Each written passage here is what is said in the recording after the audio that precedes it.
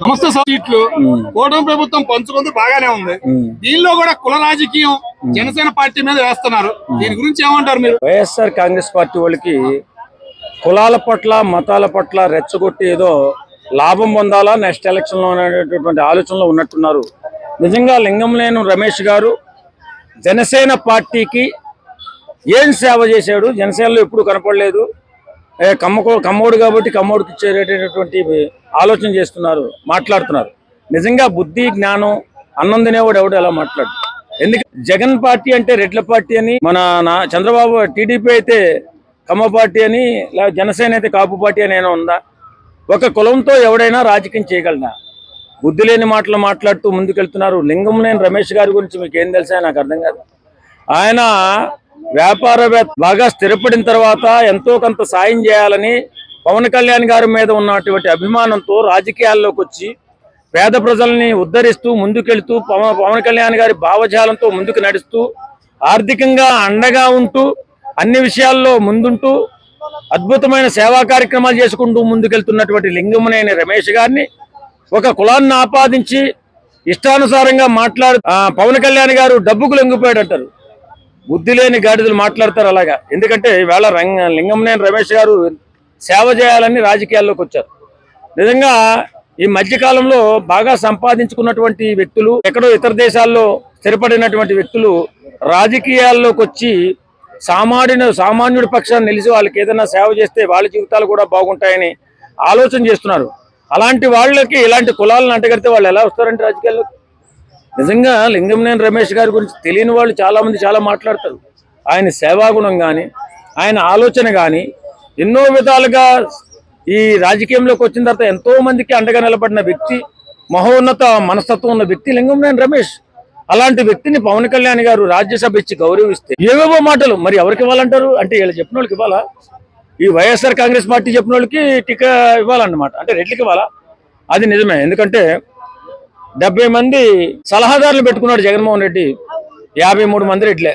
అంటే ఆయన కుల పరిపాలన చేశాడని ఈయన కూడా కుల పరిపాలన చేయాలని ఆలోచిస్తున్నాడు. ఎందుకంటే పవన్ కళ్యాణ్ కుల పరిపాలన చేయడు. ఎక్కడైతే సాయం చేసే చేతులు ఉన్నాయో ఆ చేతులు తీసుకెళ్లి ప్రజలకు అందిస్తాడు. అంత గొప్ప మహోన్నతమైన వ్యక్తి పవన్ కళ్యాణ్. మీరు అట్లా అంటున్నారు. పవన్ కళ్యాణ్ ని పెట్టుకుంది ఆయన కులం వ్యక్తుల్ని దూరం కాకుండా చేయడానికే పవన్ కళ్యాణ్ గారి చేత పార్టీ పెట్టించింది, నడుపుతుందంతా చంద్రబాబు నాయుడు గారు అని విమర్శలు చేస్తున్నారు కులం వాళ్ళు. దీని గురించి ఏమంటారు? ఏమండి, ఒక కులంతో ఏ పార్టీని ఎవడూ నడపలేడు. జగన్మోహన్ రెడ్డి రెడ్డిని పెట్టి నడపమని చూద్దాం. మరి నిజంగా 70 మంది ఇచ్చినప్పుడు 53 మంది సలహాదారులను పెట్టుకున్నారు కదా జీతాలు ఇచ్చి. మరి ఆ రెడ్లనే పెట్టి రాజకీయం చేయమని. బుద్ధి లేని మాటలు మాట్లాడకూడదు. ఎవడు కూడా ఒక కుల ప్రాతిపదిక మీద రాజకీయ పార్టీ పెట్టడు, గెలవడు. కాబట్టి నేనేమంటానంటే అన్ని కులాలు అన్ని మతాలు కావాలి, అందరూ సమైక్యంగా ఉండి అభివృద్ధి ముందు ఆపదలో ఉన్నటువంటి సామాన్యులను ఆదుకునే విధంగా నాయకులు తయారవ్వాలి. ఖచ్చితంగా ఆపదలో ఉన్న వాడికి సాయం చేసే వ్యక్తిత్వం వ్యక్తే లింగంనేని రమేష్. జనసేన పార్టీ రాసి పెట్టుకోండి. కులం ఏంద్రా? ఇప్పుడు చంద్రబాబు నాయుడు గారికి అందరినీ తెలుగుదేశం వాళ్ళకే ఇస్తున్నాడు. తెలుగుదేశం వాళ్ళకి ఎందుకు ఇస్తాం? అంటే ఆ కులంలో ఇంకెవరు జనసేనలో ఉండకూడదా? ఆ కులంలో మరి మీ దాంట్లో వైఎస్ఆర్ కాంగ్రెస్ పార్టీలో ఎంతమంది కమ్మోళ్ళు లేరు? బుద్ధి లేని మాటలు బుర్ర లేని మాటలు మాట్లాడి లింగంనేని రమేష్ లాంటి వ్యక్తిని రాజకీయాలకు దూరంగా చేయాలంటే జరిగే పని కాదు. ఎందుకంటే ఆయన సాయం చేయడానికి వచ్చాడు. ఖచ్చితంగా జనసేన పార్టీకి కుడిభుజంలో నిలబడ్డాడు. అది తెలియక ఏవేవో మాటలు పెట్టి కులాన్ని తీసుకొస్తారా సన్నాసులారా? మీ రాజకీయం చేసుకొని తప్పలేదు. అంతేగాని మంచి మనుషుల్ని, సేవా కార్యక్రమాలు చేసే మనుషులను దూరం చేసి రాజకీయ పార్టీలు బస్టు పెట్టిపోవాలా? అంటే ప్రజలు బాగుండకూడదనే మీరు కోరుకుంటున్నారా? ఇలాంటి ఆలోచన మానేసి అసెంబ్లీకి రండి. ఇప్పుడు మీరు ఈ మధ్యకాలంలో ఇప్పుడు జగన్మోహన్ రెడ్డి ఇక్కడ జరిగినటువంటి మన ఉక్కు ఫ్యాక్టరీలో జరిగినటువంటి ఇది విశాఖ ఆ సంఘటనకి పరామర్శించడానికి వచ్చాడు.